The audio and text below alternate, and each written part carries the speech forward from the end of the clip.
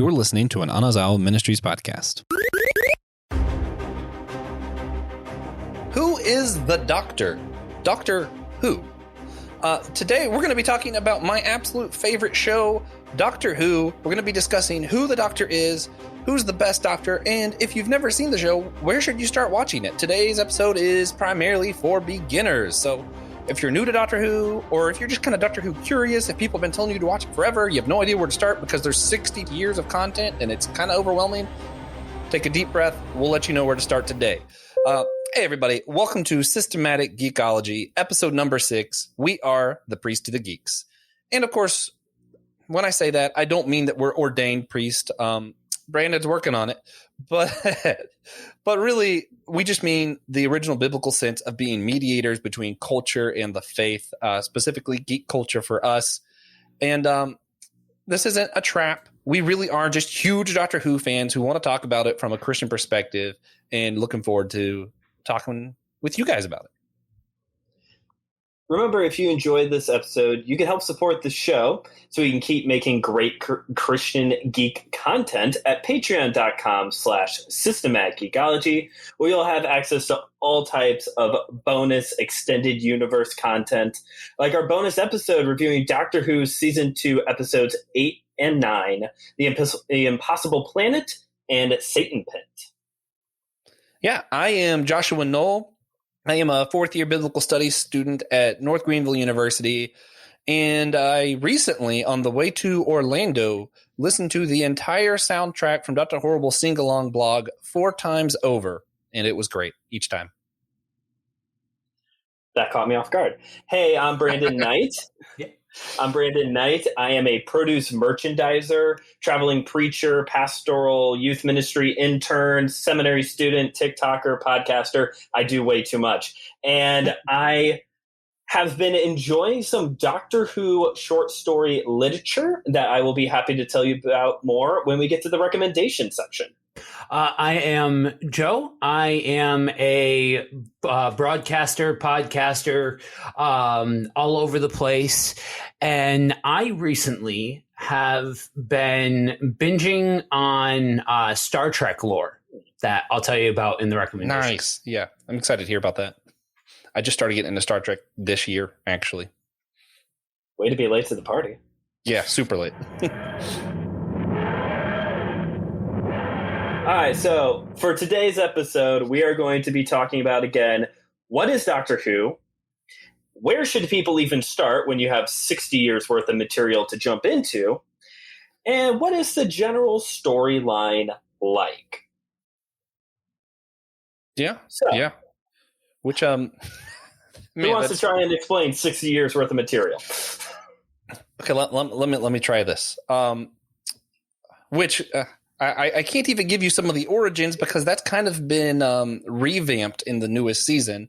But I'll give you what I can give you. We do know someone who at least thinks they're a Time Lord is born on this planet called Gallifrey. They don't really like school, so they steal one of the vehicles that can disguise itself as anything, travel through all of time and space. Doesn't have a name yet at this point. So they steal the vehicle, ends up on Earth. It gets stuck as a blue police box. And eventually, one of his human companions named it TARDIS for Time and Relative Dimension in Space, which the Doctor just thought was clever, so he kept it. And with that, the Doctor, who is this Time Lord we were talking about, who stole a spaceship, basically is just running away from his own race for a long time. He ends up, because he's so much more clever than literally everyone, including everyone on his own planet, he becomes president on and off of that planet. He's super involved with Earth politics a couple times. Keeps going through the classic years, just has all kinds of crazy adventures, fights Yetis, these little guys called Daleks, Cybermen, just crazy stuff. And then something happens in between the classic episodes and the current episodes where the Doctor may or may not have destroyed his entire race. I'm trying to avoid some spoilers here, but that's sort of what you come into on the new series where it's like, oh yeah, no, all Time Lords are dead. And you're like, what?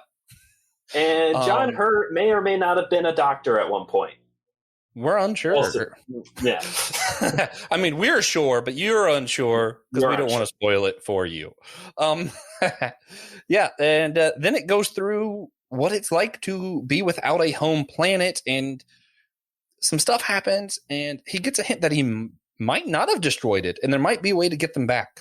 And that's sort of where the show lands you in the new series. How does that work for a summary? Is that pretty on point, or am I missing stuff?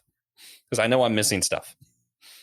I think storyline wise, you have covered the basics as best as you can. I would throw in there the concept of regeneration. So this is something that is very unique to Doctor Who, that kind of separates it from all the other different sci-fi, Star Wars, Star Trek, Battlestar Galactica, is that this concept of regeneration. And Josh, you can, correct me if I'm wrong on some of these, but basically, in simple terms, when the Doctor starts losing some of his or her life force, instead of dying, the body regenerates into a completely new person, a new actor. Same type of motivation, a lot of the same mannerisms, many new characteristics. Some Doctors are a little goofier than others. And most importantly, completely new wardrobe. That is the big thing that changes with every Doctor, is the outlandish clothes that the Doctor wears. Yeah. New wardrobe. This was a nice way that has worked out, that over a 60-year span of having, what are we on, 13 now, soon to be 14 different people who have played this character, to be able to have a legacy character. 15. And if you count Warlords, you got 15. It's a great way to create a legacy character that has been able to naturally evolve with the storylines and with the current times as well. Yeah, and it makes some of the language around it kind of difficult, because we all talk about our favorite Doctor, but it's really the same Doctor, same memories, same, soul, if you will. Just every now and then dies and comes back with a completely different personality and look. For you very theologically minded individuals listening to this episode, this is a heresy. But it's very similar to modalism in that you have one being who at different points has been different things. In modalism, spirit switches back and forth. That's all a heresy. But for those of you theologically minded individuals, to help kind of bring this in a little bit better, that is kind of what the Doctor is. Also, the Doctor doesn't have a name. He is the Doctor. And therefore lends it. Well, okay, yeah. I forgot about that. Typically goes by the name The Doctor, which is, the pun of the title of the show then. Because obviously everyone at least once says in the episode, Doctor Who. So yeah. And they have a lot of fun takes with that. Of course, the Doctor actually does have a name, but he can only tell it to his wife, which creates some interesting love stories. When you live that long and no one else does, you end up with multiple wives, turns out. Which is its own topic we could discuss, I suppose. But also, for those of you who just like to know, that's supposedly, legend goes, because when he's going undercover, he can't use his name, the Doctor, because that's not undercover. So he uses John Smith, and supposedly that's where humans got John Smith. Yeah. Good stuff. Yeah. So Joe, do you have any takes? Who is the Doctor to you? Who is the Doctor? So I came in way after the fact. My wife was a big fan of Doctor Who and got me involved. And so I had the opportunity to binge straight through each iteration of New Who. I've seen episodes of Old Who, but I have not endeavored into actually full on watching the seasons. So to me, it's fascinating that they figured out a formula to be able to allow for one character to build such a dynamic base of lore. Yeah. You know what I mean?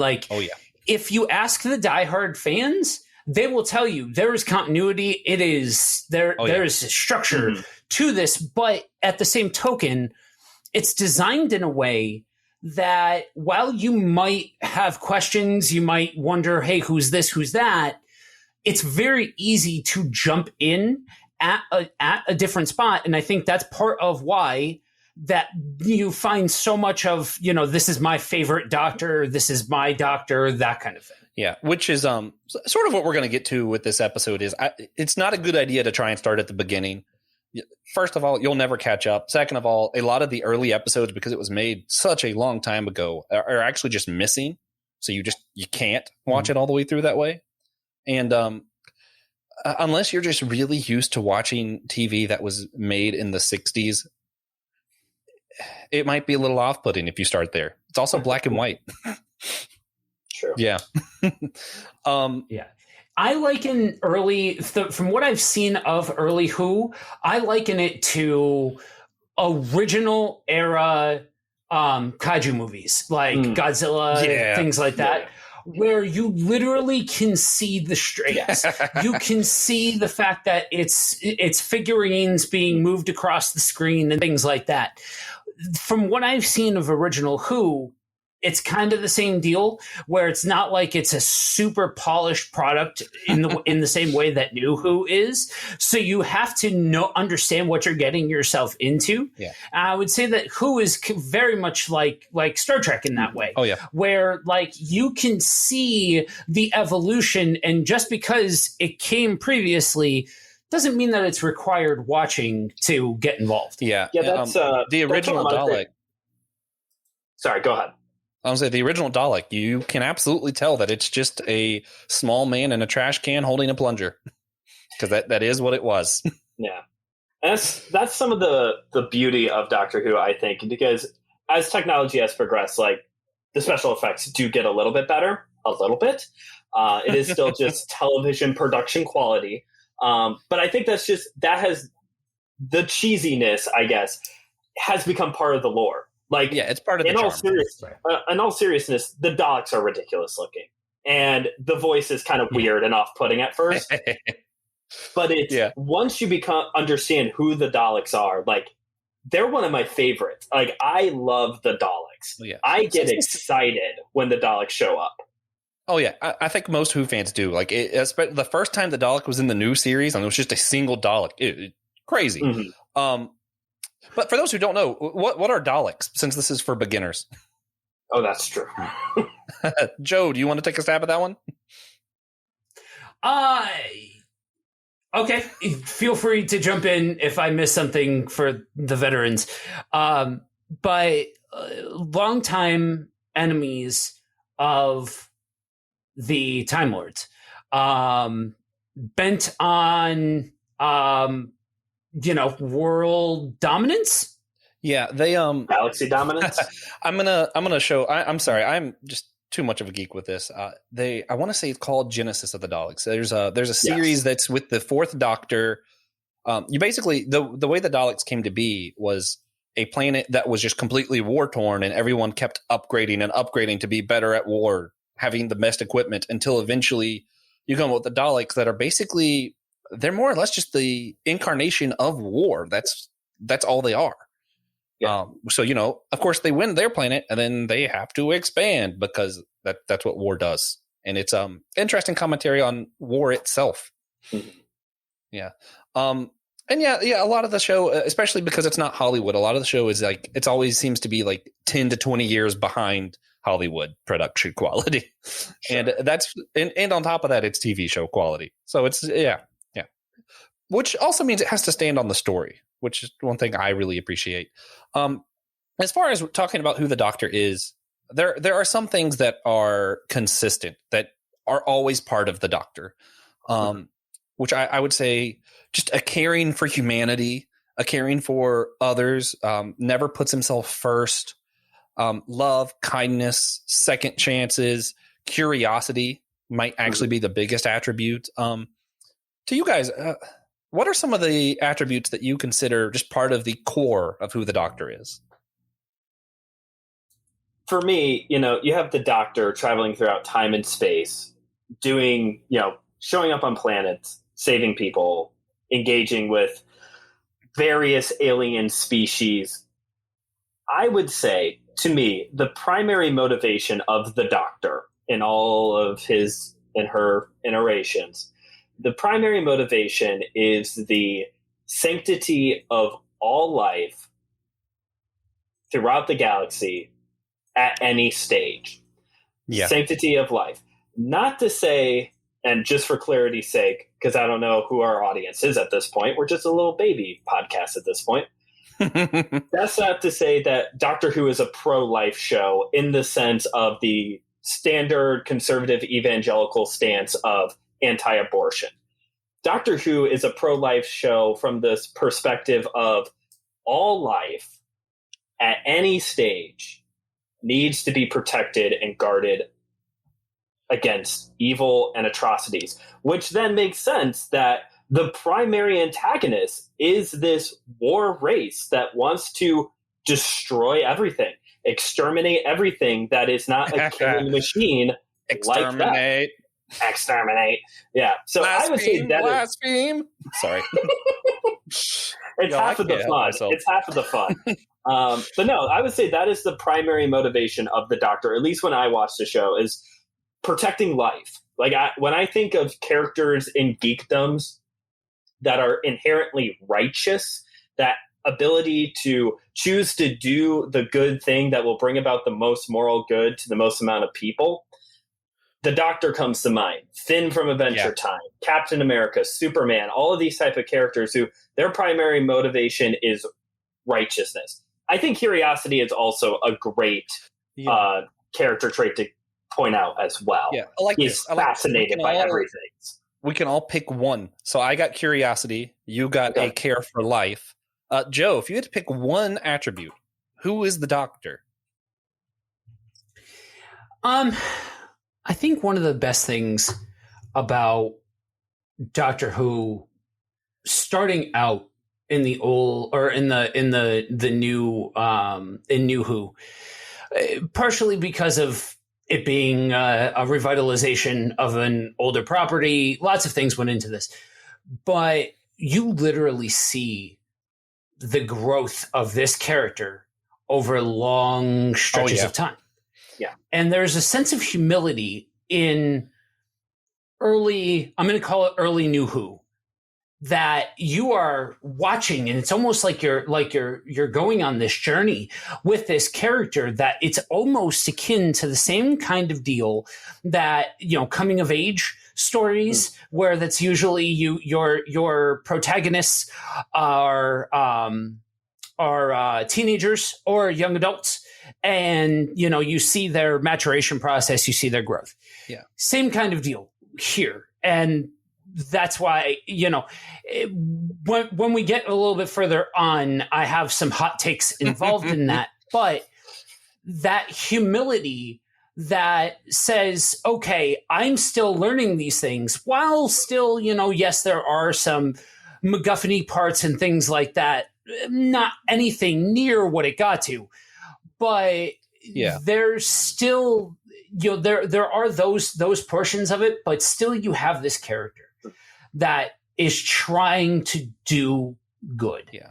Just trying to do good in the world, but humble enough to understand that like to have those growth moments and things like that. Yeah. Man. Yeah. Humility is just a good one. My favorite Doctor, who I'm going to tell you all who it is in a minute, but actually ends by, you know, supposedly he's a superior race, but his story arc ends by him deciding to sacrifice himself for a single human. Not for humankind, but for a human. And that's just, humility is right there, man. So we got curiosity, we got a care for life, and humility. Yeah, that is the Doctor. So that being said, that puts good context for, we wanted to give you all a list of our favorite to least favorite Doctors. Not all of us might include all of them. I will say, to Joe's point, this is just backtracking a little bit, but what's interesting is you see each time the Doctor regenerates, sort of his character growth goes with it. His personality might be more immature or more mature, whatever. But like, if you watch like the first Doctor, he's caring about just such like the kind of stuff he cares about as the first Doctor. By the time you get to who he is with the 9th Doctor in the new series, it's just not even on the same plane. Yeah. Yeah. So that being said, list of our favorite to least favorite. Do you guys want me to go first? I'll start. So I am not as well versed in the classic Doctors. My understanding is that Tom Baker is to Doctor Who as Sean Connery is to James Bond. That is my understanding. And I've seen some Tom Baker, perfectly fine, love the scarf. Of what I have consumed of the classic Doctors, I do like the second Doctor.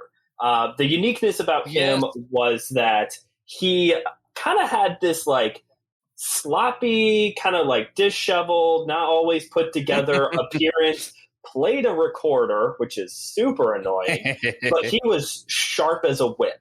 Like, he is probably the one that is very sarcastic, very Plus he fought a intelligent. Yeti in space. Oh, did he fight the Yeti? I know Tom Baker fought a Loch Ness Monster. I have that book somewhere on my bookshelf. So I do like fought the Yeti. That's cool. But more points. So for me, that would be the classic Doctors. I would say I do like the second Doctor. When it comes to the new Who, as Joe was putting, and I was trying not to giggle every time he said it. As for new Who, my favorite Doctor is David Tennant. My least favorite Doctor for a very long time was Matt Smith. However, giving some thought leading up into this episode, I've changed my view, and I have decided that Peter Capaldi is actually my least favorite of the Doctors. Yes. He's one of the best. I'm sorry. You're wrong. Okay. Do you want me to give my reasons now, or should we all go around first? Let's all go around. Go ahead. I'm curious. Okay. I'll go around. Yeah. Well, let's just all give our list, and then we'll pick and choose what we want to. Okay. Yeah. Okay. So I'm going to jump in, Josh. I think you should go. I think you should go last out of the three of us because you are the most veteran fan out of the three of us. I don't know if that's sad or great. If this were an episode about comics, it would be different. But you're super into or wrestling. Right. Okay. So I also have a limited exposure base, like I said, to the older episodes. I've only ever seen Tom Baker episodes. So, and I enjoyed it for what it was. Yeah. I enjoyed it. So that little honorable mention, I guess. So I would say going from the top of the bar, I put David Tennant as 1A and Christopher Eccleston as 1B for the simple fact that I fundamentally believe that if we got more out of Christopher Eccleston, he would be known as a better Who than Tennant was. No, just because not like this is one of my this is the same thing that makes me love blues music so much and playing blues music and why I found such a happy home there, pun intended. If I'm watching something or if I'm listening something and you make me feel a thing, you've got me. You've got me hooked. And when you see the emotion behind the eyes of Tennant, and you see the emotion behind the eyes of Christopher Eccleston.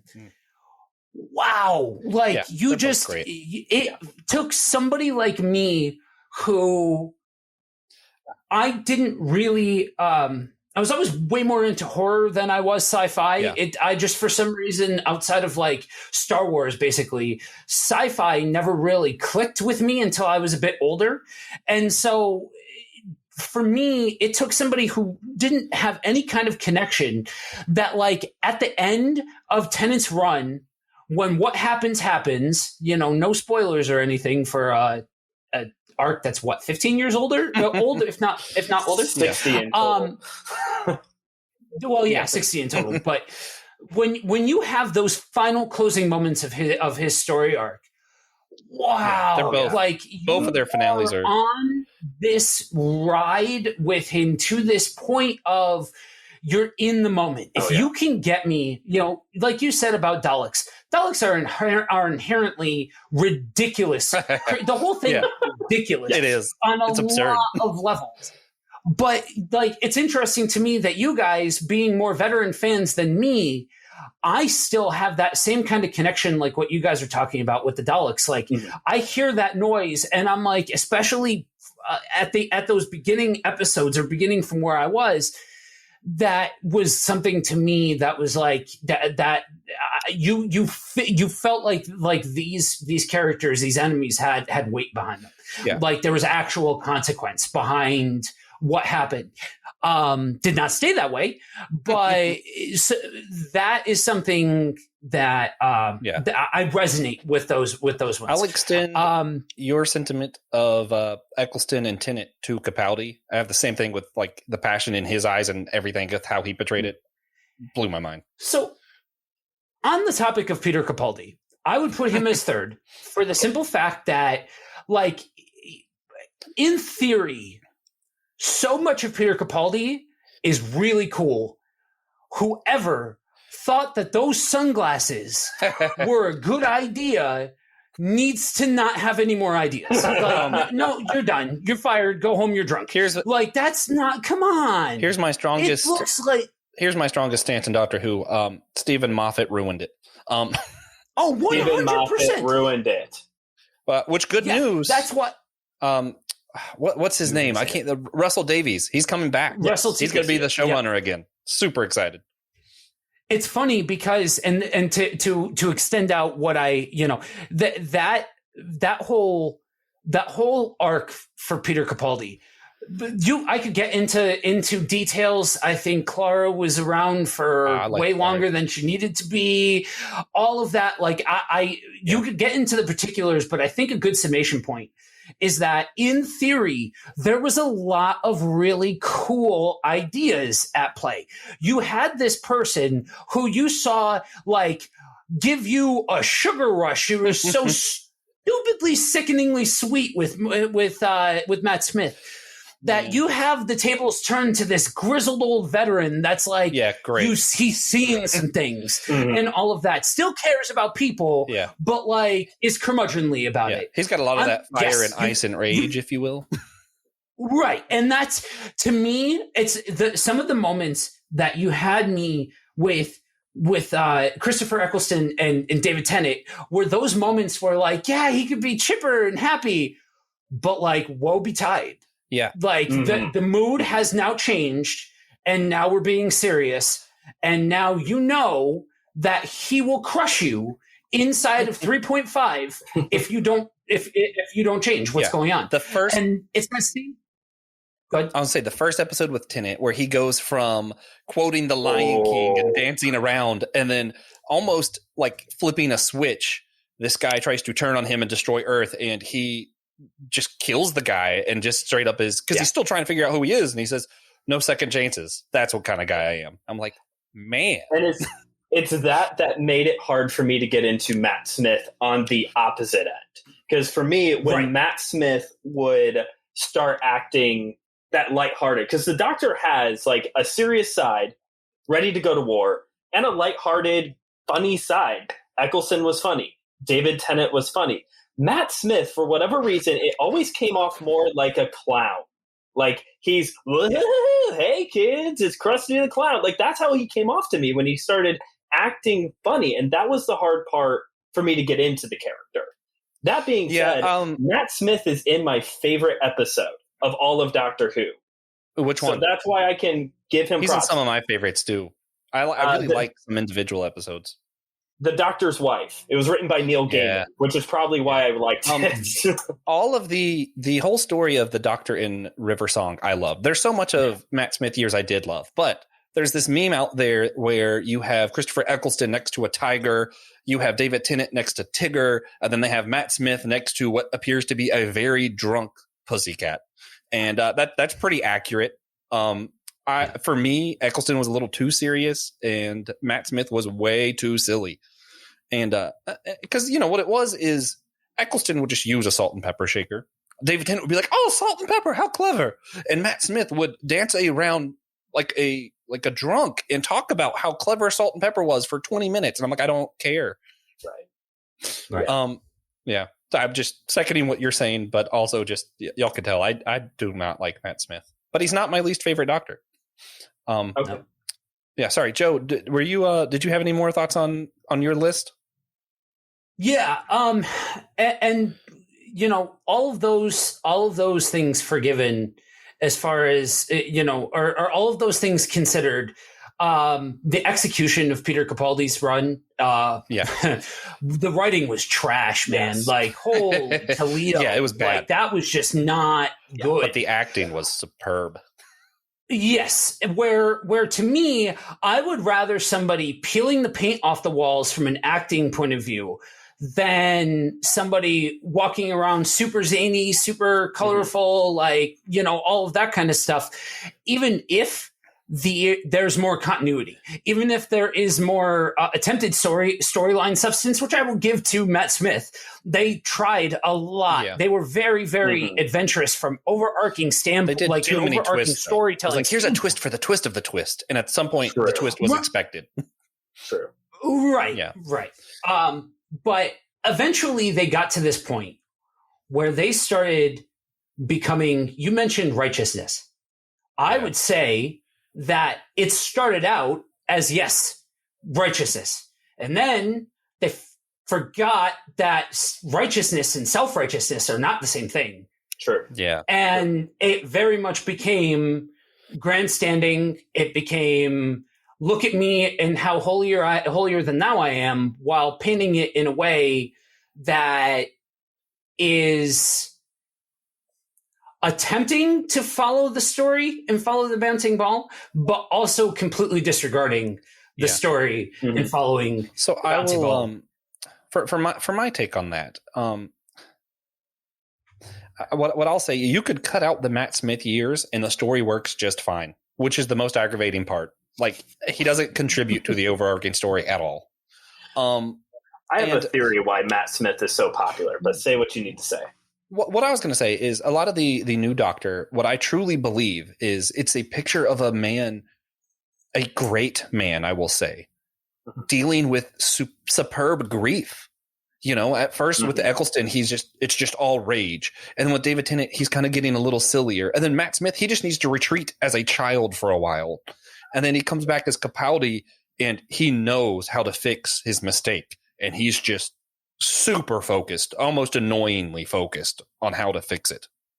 And now we're left with Jodie Whittaker as the Doctor, where it seems like the purpose is done. They don't have a purpose in the show. The writing is good, but not great. The acting is good, but not great. And it's just a good show right now. That's it.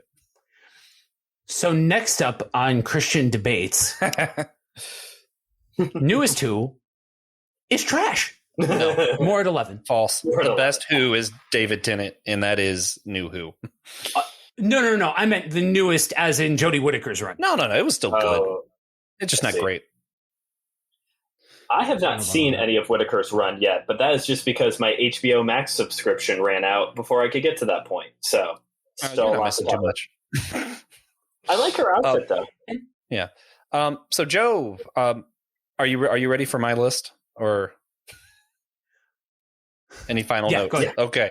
All right, guys. I actually, because I have seen every single Doctor, I actually own a DVD that isn't available in America, so I had to convince my PlayStation that I live in the UK so that it would play that DVD, and that's of the 6th Doctor. Nice. I have an entire shelf of classic Doctor Who DVDs. I have a problem. And I don't know all the actors' names. So for simplicity's sake, I did it as numbers, and I did include the War Doctor for this. Oh. So yeah, fun stuff. I actually wrote out a list for this. So I'll put it in the show notes, or I'll put it on an article or something. So if you guys want to check it out, you can check it out. So I have it as number 10 as first. Then I have the 2nd Doctor. Then I have the 12th, which is Capaldi. So that's also my 3rd, Joe. Then I have 5th. Then I have the War Doctor, and that top 5 is pretty solid. I know I stand there. The last 2, I also pretty firm on those being my least. This next 7 I'm going to give you, I'm really iffy on. So after the War Doctor, I have 4, then 8, then 13, then 9, then 1, then 6, then 7. But all of those could change. They're all good, but they're not. None of them stood out to me. I know Tom Baker is like a lot of people's favorite, and that's the 4th Doctor, but none of his stuff really stood out to me that much. I was just like, okay. whatever. My last two, very, very strong on this, would be Matt Smith and then the Third Doctor. The Third Doctor was dumb. The entire concept was stupid. I don't understand why this super curious guy with a ship that can teleport absolutely anywhere in time and space decides, I need a car named Bessie. No, you don't. That's just silly. Sorry, that's all. Do you mean other than just budget cuts, or that's the only good reason you've got? Yeah, I like and even when they did like the Five Doctors episode, like he was just too silly. He is worse than Matt Smith, and I don't understand how it made it to Classic Who. And that might be why people like Tom Baker so much, because he was infinitely better than the Third Doctor. Interesting. Infinitely. I do not like him. All right. Yeah. So did y'all want to pick at anything particular in my list there? Well, I think it's interesting, right? When you have three people that, yes, there's some similarity, but there's also really big differences in the way each person relates. You know what I mean? How they interact with this thing, and certain different things stand out to different people, right? Like if you are of a personal, or if you are of a particular mindset about, you know, what messages do I want or don't want out of my show, you're going to like certain seasons. Yeah. Would I rather somebody peeling the paint off the walls or making me laugh and smile? You're going to like a different set of seasons. Sure. You know what I mean? And so on and so forth. And a lot of people's favorite is Matt Smith because he's more fun. I will grant that. I got a theory. Fun. I have a theory on that. Would you like to hear my theory about why Matt Smith is so popular? Yes. We're running a little long, but I need to hear. I'll go quick. So I think this happens all the times with bands. It just happened to Panic at the Disco a couple years ago. You're around for so many years. You have all these studio albums. You have a very devout, big fan base. You put out an album that starts catching the attention of a lot of other people, Death of a Bachelor. And then all these new fans come in. And then you put out the next album, and that one explodes. That is the big album. And I really think that no matter who came after David Tennant, that was going to be everyone's favorite Doctor. Because by that point, in that you have all these years of building up Doctor Who, you have David Tennant, who was on the show for several seasons, getting it to like this standard, this like mark of really good entertainment. Yeah. We're talking like 2012, 2013, streaming's becoming a bigger thing. It's starting to not just be a British thing on PBS. Right. Matt Smith comes in and explodes. So that's why I really think anyone could have gone in there. Anyone could have been in that slot, and it would have been loved. Yeah. Well, and here are I've debated the Matt Smith thing for so long with so many different friends. One of my best friends, it's his favorite Doctor, which it's dumb. You're wrong, Zach. Get over it. But I will say, I don't think it's Matt Smith's fault. I think a lot of it had to do with the writing being terrible. I saw the wardrobe that Matt Smith wanted to be for the Doctor. It was way better, way cooler. And I've seen Matt Smith and other stuff, and I'm like, he's not a bad actor. I think a lot of it had to do with Stephen Moffat had an idea of what he wanted to do. And a lot of it had to do with David Tennant pulled in so much money that they were like, hey, we can afford great effects now. And they just leaned more on that and humor than they did storyline. And it ruined the show for a little while for a lot of us. One of the things that I consistently hear from longtime Doctor Who fans is that they wish that they could see a season of Matt Smith Doctor Who when he's a little bit older and refined his acting ability just a bit better. That general consensus is that he was too young when he did it, and that's part of what is very hard to take seriously. It's very interesting to me that you had said, Brandon, what you had said, because for me, having the power of being able to binge the entire thing and not being a part of the actual rise of New Who. Mm-hmm. I had the ability to go straight from Tennant to Matt Smith. Sure. The way I left with what left the Matt Smith run, or the way I left the David Tennant run, whoever it was gonna suffer for not being David Tennant. Yep. You know what I mean? And so I think there might be a bit of issue there, but I think that Matt Smith is one of those guys who you see his newer stuff and the way that he acts in like this methodical kind of way that like that. It's almost like you can see parts of that at different times.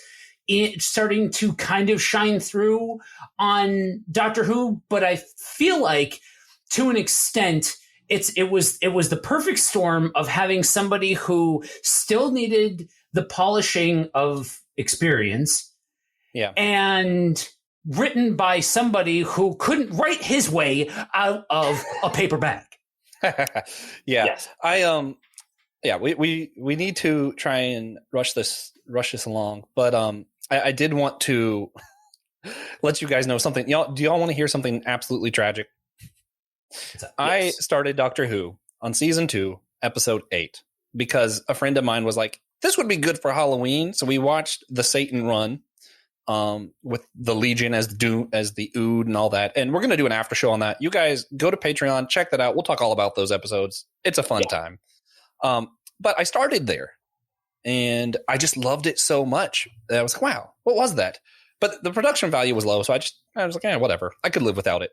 2 months go by and I'm still thinking about it. So I was like, yeah, dude, you got to show him. What was that show? And he told me it was Doctor Who. So I started right where I was and just watched it through.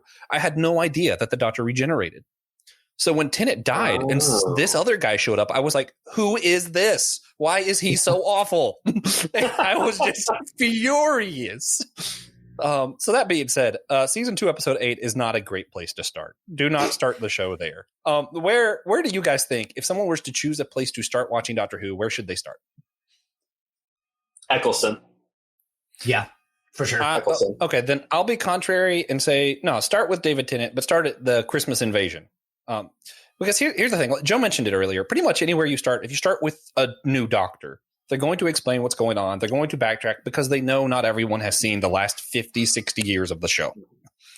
So they do explain it. You can start almost anywhere and be okay.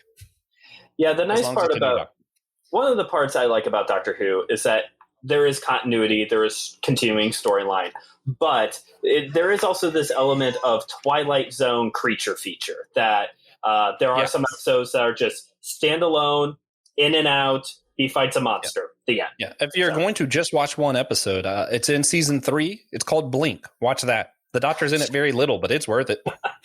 True. Do y'all have a single episode you would say if they were just going to watch one? My favorite episode, The Doctor's Wife. It's Matt Smith. I can't remember the exact season and a number, but if you Google that title, it will come up, and that's a in and out one episode story. Yeah. A Christmas Carol is also a good one if you're Christmas time, and that's Matt Smith. But I loved it. And Listen, that's Capaldi. That's a good if you're just going to watch a one-off. Yeah. So that being said, I'd like to go ahead and jump to the Bible verse since we're running over time. 2 Timothy 1:7 is what I chose, and here's why I chose it. For me personally, that verse means a lot, even though it's kind of a cliche. People throw it around a lot. I had been in a car accident once, and I was going into my 2nd or 3rd brain surgery or something, and I was really unsure if I was going to make it out of this. And I just remember that being the only thing I could think in my head was, for God has not given us a spirit of fear, but of power and love and self-control. And I just kept thinking that to myself, and I was praying, and, I woke up and I'm fine now. But that verse means so much to me because, it's one of those you just hear, and I feel like you hear it so much, it doesn't mean anything anymore. But when you really think about the fact that God's given us power and love and self-control, guys, that screams the Doctor to me, right? Yeah. Like that's part of what the Doctor does is he's the symbol of hope. He's the symbol that we do not need to fear, that humankind is worth something. It has a value in of itself. And, it's something that Brandon mentioned a lot earlier. So in the Day of the Doctor, which is where we have 3 different regenerations of the Doctor in the same time, because he can time travel, so he can see different versions of himself. And man, I wish I could do that. I would love to see High School Josh and just smack him a few times. But in the Day of the Doctor, he has 3 different versions of himself, and they are faced with this huge conflict and are forced to remember their oath, the Doctor's oath, And this is kind of goes along with the verse. It's never be cruel or cowardly, never give up, never give in. And then, of course, Capaldi adds to it whenever he's getting ready to regenerate to the next doctor. He says, never be cruel or cowardly, never give up, never give in, never eat pears. It's an important one. Remember that hate is always foolish, love is always wise, and always try to be nice, never fail to be kind. And I think that pretty much sums up who the Doctor is. And in a lot of ways, and maybe you guys can correct me, if you are imitating the Doctor, in a lot of ways, you are sort of imitating Christ. Like a lot of the same attributes. It's just what it means to be righteous. Do y'all have any takes on that or any thoughts on the Doctor's oath? Well, I like pears, but besides that, no, Josh, I like what you had to say there. Like, I think that is a great verse that definitely connects well with the Doctor and connects well with us as we pursue Christ and what he has called us to and what the Holy Spirit enables us to live like. And I do also think that the creed, I forgot what it was called, but the creed of the Time Lord Doctor is also a good match for that as well. Yeah. Yeah. And it's one thing that I think that's part of why the Doctor is bigger than life, because humans are incapable of never being cruel or cowardly, of never giving up and all of that other stuff, right? Like, that's not what humans are capable of. You know, the Doctor is an alien, so he can do it. But in reality, the only way you can actually truly live that out is with the Holy Spirit and by accepting Jesus. And I know that's super cliche, but I don't think I'm wrong. No. Joe, did you have any thoughts? No, I mean that's a great bridging verse and something that's very important to take with us, regardless of the situation, whether or not it's quote unquote big or small. That it's still something that we can count on. Yeah, it's good, and it's it's just something that's, I don't know, always stuck with me. Yeah, just good. Really good. I'd never eat a pear. Okay. All right. Well, on that note, guys, how about we start wrapping things up real quick? Does anybody have any recommendations that they would like to leave our listeners concerning Doctor Who and the expanded universe of audiobooks, books, comics? Anything, guys? Has absolutely nothing to do with Doctor Who, but I've been meaning to make this recommendation, so I'm going to do it anyway. It's your show. Yeah, I'm back on the musicals track, because I know I mentioned one earlier. But if you have not seen Gallivant, it's worth it. Both seasons. It's a musical that's just kind of a parody of that whole knight in shining armor kind of story. It's a fantastic show. Nice. I will recommend. I'm a big Doctor Who literary fan, and right now, preparing for this episode, I've been reading 12 Doctors, 12 Stories. This was a book that came out to celebrate the 50th anniversary and the regeneration into Peter Capaldi. It is one short story per Doctor, written by 12 different authors. One of them is Neil Gaiman, most known for Sandman, American Gods, Norse mythology. Also, the author to Artemis Fowl is one of the writers, and I cannot remember that person's name. So far, it's been really good. Joe, I think you would like one of the stories because there's a lot of H.P. Lovecraft, Cthulhu mythos elements that come into it. But yeah, definitely check that out. I am going to recommend Doctor Who related the Big Finish stories that center around River Song. I think River Song is one of the best things about New Who. I love the chemistry that she brings to the show, and what they are able to do when it's taken out of the limitations of the television format, and you can create whatever atmosphere you want to create with the audios. I think it is some of the best audiobook storytelling within the Doctor Who universe that's done. Yeah, all of the Eighth Doctor run in the audiobooks is also great. Yeah, nice. They do great stuff over there. Nice. All right. Well, before we get out of here, how about we recap who we all are and what other projects we are a part of. So again, I'm Brandon Knight. You can follow me on TikTok and Instagram at just.brandon.k. I have my own podcast, My Seminary Life, where I talk about the things I'm studying in grad school. By the time this episode comes out, I will have an episode on the sons of God in Genesis 6:2, and there should be an episode here pretty soon on something related to demons as well. You can find the show on all the usual suspects and on Facebook and Instagram at My Seminary Life Pod. Yeah, and I am Joshua Knoll, and of course, I also am one of the co-hosts of the Whole Church podcast. Check that out wherever you find podcasts, also on Facebook, Instagram, and Twitter. Just as what it is. My name is Joe Day, and you can find the other show that I co-host, Buddy Walk with Jesus, on all of the usual platforms, Facebook, Instagram, and wherever you can find podcasts. Awesome. Next time on Systematic Geekology, we will be reviewing Venom 2, Let There Be Carnage, featuring Joe, Josh, Alex Matthews, and Alicia Matthews. Go to our website in the description to let us know what you have been geeking out on and what we should be. And remember, we are all a chosen people, a geekdom of priests.